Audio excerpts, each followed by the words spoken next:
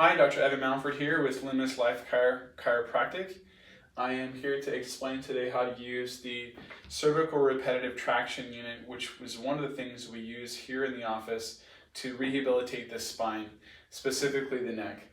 The cervical repetitive traction unit is effective at helping to imbibe nutrition into the intervertebral discs. What that is there's cushions between each of the bones in your neck. And those cushions don't get a blood supply. And when the vertebra or the bones in the neck are not moving properly or not moving as much as they should, then what happens is those discs don't get the nutrition that they need. Over years, it can become, those discs can become decreased in height, and there can become arthritis and degenerative changes within the cervical spine.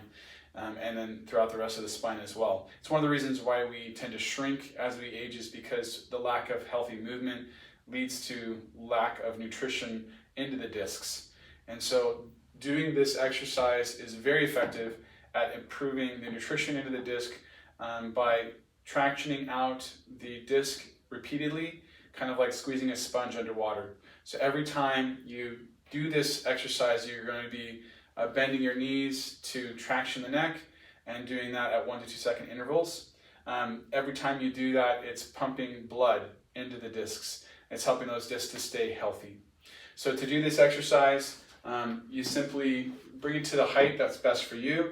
This is obviously an office system that's mounted to the wall.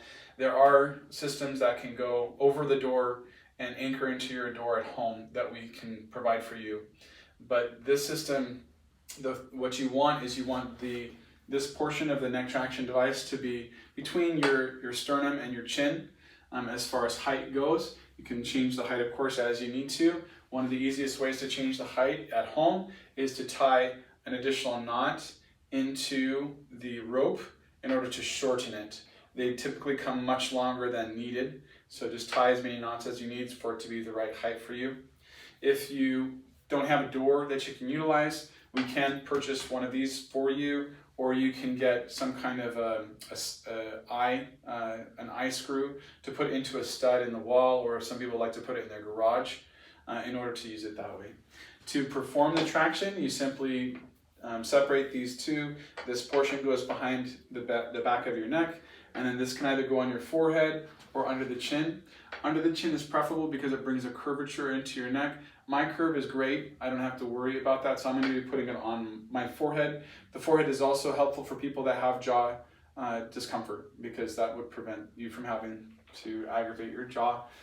To perform it, you always have your palms facing you, and then as you perform the exercise, you keep an arch in your back, you have your feet separated, and you're standing close to the wall, and you simply traction and then come back up, traction and come back up. So the motion just looks just like this. I'm going straight down. What you don't want to be doing, some people will round their back out, they'll stand away from the wall. This kind of thing is less effective, and we definitely want to do more of standing up against the wall.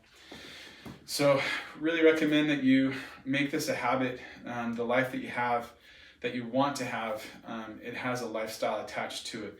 This, just like brushing your teeth, will prevent spinal decay or tooth decay. Doing this on a regular basis will help prevent spinal decay.